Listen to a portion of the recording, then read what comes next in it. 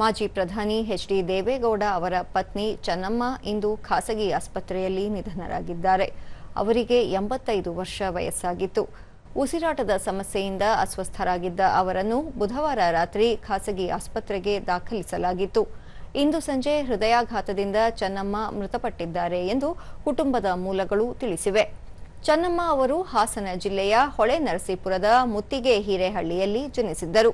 1954ರ ಮೇ 25ರಂದು ದೇವೇಗೌಡ ಅವರೊಂದಿಗೆ ವಿವಾಹವಾಗಿದ್ದರು.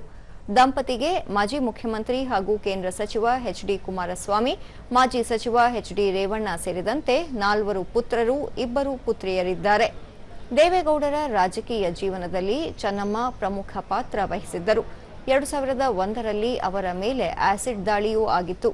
ಖಾಸಗಿ ಆಸ್ಪತ್ರೆಯಲ್ಲಿ ತೀವ್ರ ನಿಗಾ ಘಟಕದಲ್ಲಿ ಚಿಕಿತ್ಸೆ ಪಡೆಯುತ್ತಿದ್ದ ಚೆನ್ನಮ್ಮ ಅವರನ್ನು ಕುಟುಂಬ ಸದಸ್ಯರು, ವಿವಿಧ ಗಣ್ಯರು ಭೇಟಿ ಮಾಡಿ ಆರೋಗ್ಯ ವಿಚಾರಿಸಿದ್ದರು.